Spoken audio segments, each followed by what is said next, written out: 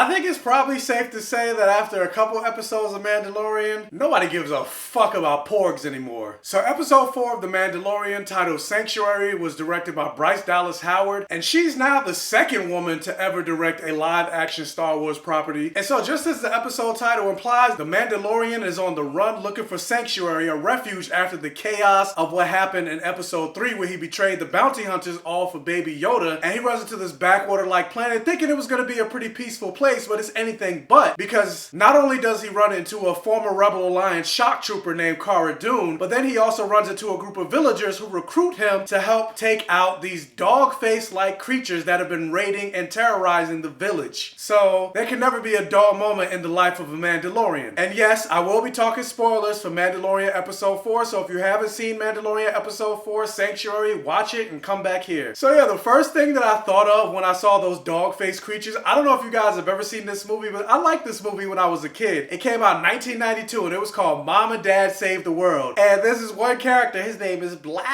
This is exactly what I thought of when I saw these creatures. I was like, is this Blerd grown up? Nobody understands that reference because I don't think anybody's seen this movie, but whatever, I have. And overall, I feel like the premise for this episode isn't new. A person trying to lay low ends up being recruited for the greater good. Like, as I was watching this episode, I was like, I feel like I've seen this on Xena Warrior Princess. But regardless of whether the premise is entirely new or not, because for the most part, there's no new storyline under the sun, the thing that keeps you interested and the thing that keeps you invested are the characters. And I'm really enjoying The Mandalorian. And not even just The Mandalorian, we have to talk about Baby Yoda. This episode, like, really solidified my love and adoration for Baby Yoda. Like, even just how this episode opened and Baby Yoda is touching and feeling on the controls of the Mandalorian ship, and there's a moment that he touches the button and the Mandalorian is like, don't touch that, leave it alone. And just like any child, he looks at the Mandalorian and then he's like slowly trying to see if he can get away with it and touch a button. It actually reminded me of that meme with Zeus that's going around where it's like, I'm gonna put my dick in it. Nope, too late. And then it like kind of makes the ship mess up. Like, you can't even get mad at him. Like, I was like, that is so adorable. And then especially how the Mandalorian grabbed him and held him in his arms after he touched the button. I was just like, it's so cute.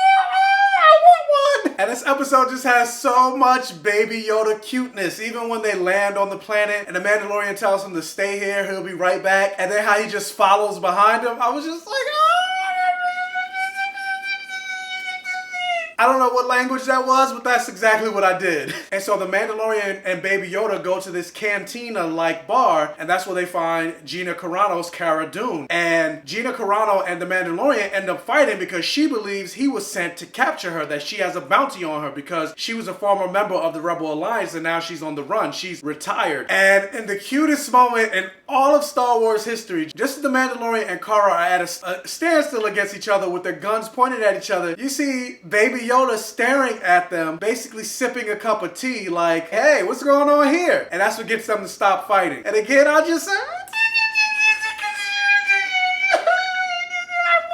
if you haven't realized by now, that was like the theme for this entire episode with Baby Yoda. And so just as the Mandalorian and Baby Yoda are about to leave the planet, because Cara was already there first, she's already using this planet as her hideout spot, the Mandalorian ends up being recruited by these group of farmers who wants to use him for their protection. And so he takes the money that they give him and gives to Cara for assistance. And so they go to the farm, they do some reconnaissance, and they find out that these dog-faced creatures have an AT-ST. And at first they weren't willing to enter this battle, but the group of farmers are like, we're not leaving. And so they basically trained these farmers. And also it was during this time with the Mandalorians on the farm that you find out, or at least that I found out, no, the Mandalorian actually does take off his armor. So basically taking back the joke that I made before where I was like, his balls must stink because he could never take off the armor and take a shower. No, he does take off the armor. He just doesn't take it off in front of other people. And you find out that the last time somebody saw his face was when he was a child. So really nobody's ever seen his face because he doesn't look like a child anymore. He's a grown man. And there's this woman named Omera that he's starting to get feelings for, to the point that when you jump to the end of the episode, she almost took his helmet off. And again, it reminded me of an episode of Big Mouth where it was like, the hormone monster's coming, because I'm pretty sure if the Mandalorian's been in his armor since he was a child and nobody's ever seen him before, that means he's definitely never had sex. The only person that's ever touched his dick is himself. So he's like, oh, another woman, another person touching me. Oh, the hormone monster's coming. I need to release.